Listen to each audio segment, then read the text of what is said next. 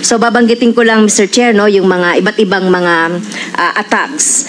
Noong October 12, 2023, Mr. Chair, DOST confirmed a data leak incident concerning one expert website involving personal informations. Okay? October 18, 2023, Senate of the Philippines website received a spike of cyber attacks on the same day as of our House, di ba? House of Representatives. Yung portal natin din ay na-deface by hackers. Nakakabahala ito, Mr. Chair, na dapat natin tignan yung status ng ating cybersecurity, paano ba napoproteksyonan yung privacy ng ating mga individual. Unfortunately, on October 3, according to reports, hackers leaked data stolen from PhilHealth, katulad po ng mga ID cards ng empleyado ng PhilHealth, working files at bills sa ospital. Nakompromiso din po ang mga datos tulad ng pangalan, address at cellphone number ng PhilHealth members. As members of Congress, we want to help PhilHealth and other agencies protect its data, beef up its cybersecurity. Sana po ay maging daan ang hearing na ito para makabuo tayo ng bagong Pilipinas kung saan ligtas ang mga Pilipino sa cyber attacks.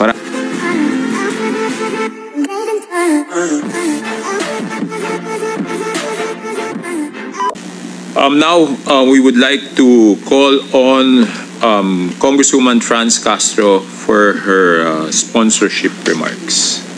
Congressman Castro, you have the floor. Thank you, Mr. Chair. Magandang hapon po sa ating lahat. Sorry, I would like to recognize also the chairman of the Committee on Public Order and Safety, Congressman Dan Fernandez. Sorry. Yes, thank you, Mr. Chair. Muli po magandang hapon po sa ating lahat. So I would like to thank the chairman, for having this hearing because the national security, data privacy is so important to our kababayan and for us. Okay, so we have filed two bills, Mr. Chair, two resolution, the House Resolution number 1350 and House Resolution 1610. So yung Resolution 1350, Mr. Chair, was filed October 4, 2023. So it pertains po doon sa reported na leak of personal records of PhilHealth employees and members. So gusto sana nating maimbestigahan itong nangyaring mga leak tsaka yung doon sa pagko-compromise ng data ng ating mga members ng PhilHealth and employees. And the second one, yung 1610, Mr.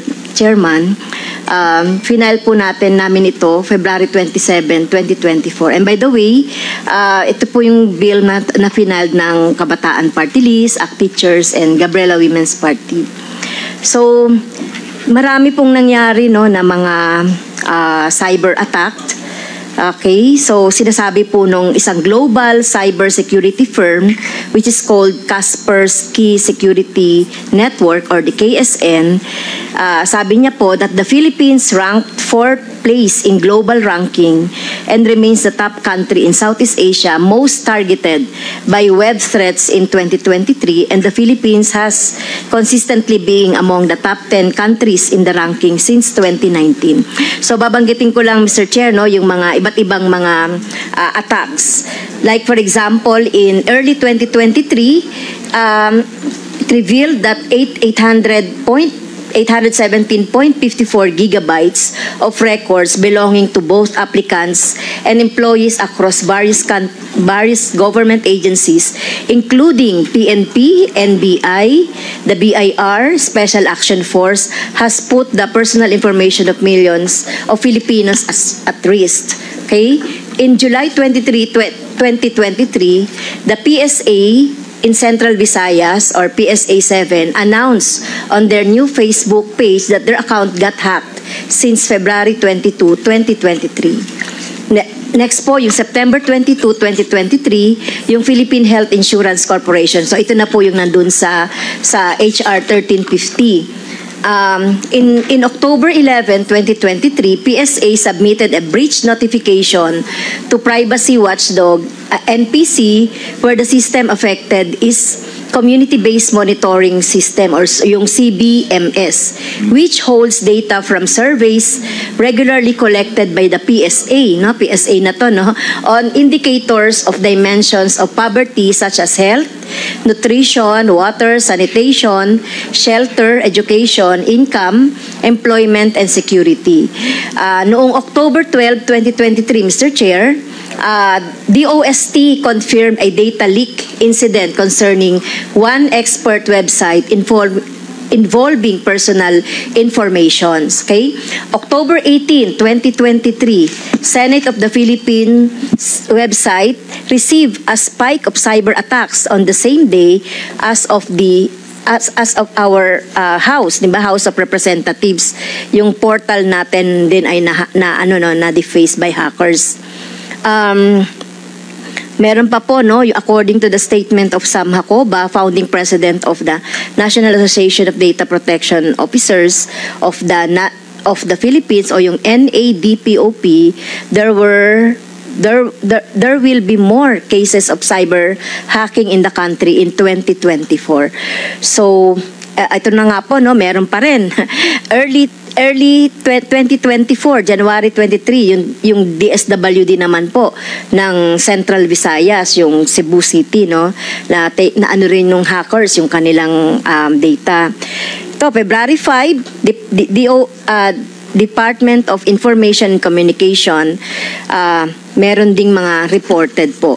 So nakakabahala, Mr. Chair, itong mga nangyayaring mga hacking at problems on cybersecurity dahil ito na po ay mga personal data. Ay, di ko pala nabanggit po, ano, yung sa DepEd. So nag-ano rin po sila nito na nagkaroon din ng certain breach of yung data na more than 1 million yan, no, na mga employees, including teachers at saka non-teaching personnel. So, nakakabahala ito, Mr. Chair, na dapat natin tignan yung status ng ating cybersecurity, paano ba napoproteksyonan yung privacy ng ating mga individual, considering na nakapagpasa na rin po tayo ng SIM card registration, ito yung national ID, etc. Kaya kailangan po, no, na maimbestigahan natin at malaman natin yung status ng ating mga agency, cybersecurity agency. So paano na po protectionan ito, lalo-lalo na po yung ating DICT. So yun lang po, Mr. Chair, at marami pong salamat. Yes, thank you very much, Congresswoman Castro. Next, would like to call on Congressman Brian Revilla to deliver his sponsorship speech. You have the floor, Congressman Revilla. Thank you, Mr. Chair. Mr. Chair, distinguished colleagues, magandang hapon po sa inyong lahat. We are in the fourth industrial revolution where data exchange is seamless and people all over the globe are increasingly connected. With advancements in science come innovations in the modus operandi of criminal elements in our society. Last September, the DICT broke the news that PhilHealth encountered a cyber attack in the form of a Medusa ransomware. As a result, their website became inaccessible and its systems were shut down. Unfortunately, on October 3, according to reports, hackers leaked data stolen from PhilHealth, katulad po ng mga ID cards ng empleyado ng PhilHealth, working files at bills sa ospital. Nakompromiso din po ang mga datos tulad ng pangalan, address at cellphone number ng PhilHealth members. As members of Congress, we want to help PhilHealth and other agencies protect its data, beef up its cybersecurity. Hence, we immediately filed House Resolution number 1408 to seek clarity from our government agencies to determine the root cause of this data breach. We also have to identify steps forward, including possible legislation in order to strengthen the capacity of our government institutions to prevent and respond to these cyber attacks. Buhay po at kabuhayan ng mga Pilipino ang nakasalalay sa cybersecurity ng ating gobyerno. I hope that we can all work together and come up with an effective solution to this issue. Sana po ay maging daan ang hearing na ito para makabuo tayo ng bagong Pilipinas kung saan ligtas ang mga Pilipino sa cyber attacks. Maraming salamat po, Mr. Chair. Brian Revilla.